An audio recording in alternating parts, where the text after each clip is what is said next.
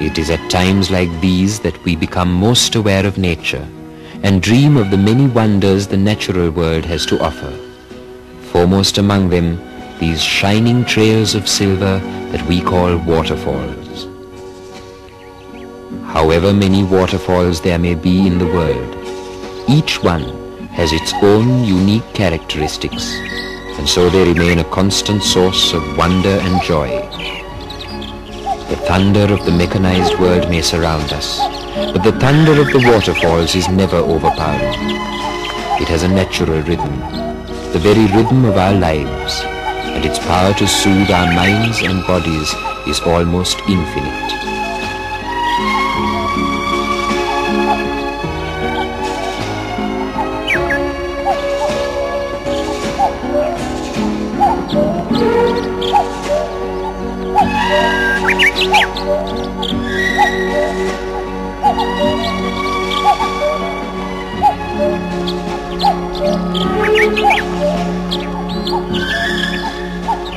Very few countries can boast of being blessed by nature as Sri Lanka is.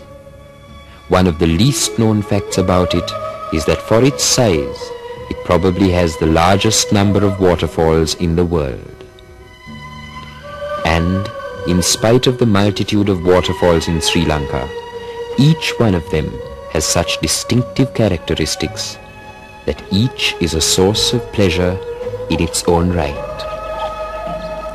Although several of Sri Lanka's waterfalls are already well-known tourist attractions, there are infinitely more that are almost totally unknown, hidden away on byroads as well as deep in the jungles.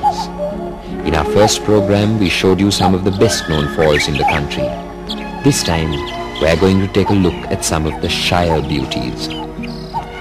We travelled down the Ratnapura Karniya road in the Sri Pada mountain range to reach a veritable treasury of waterfalls.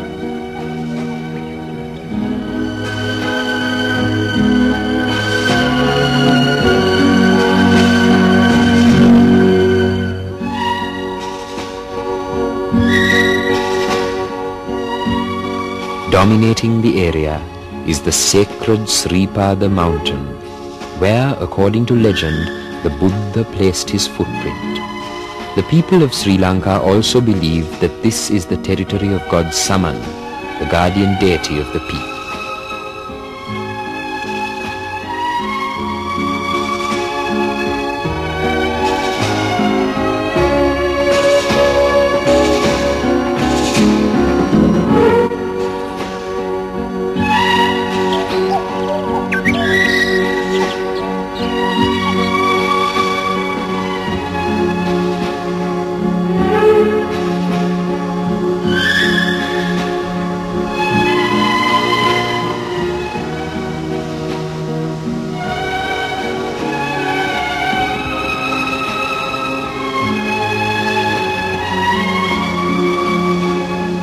To reach the lovely Mapanana elder at Sri Palabhaddala, we had to journey 15 kilometers from Ratnapura towards Gilimale.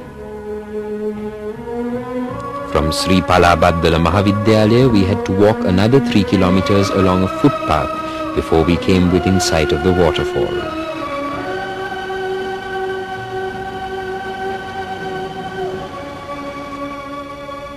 On our way, we had a glimpse of the Halmahiyalla through the thick forest cover that surrounds the footpath.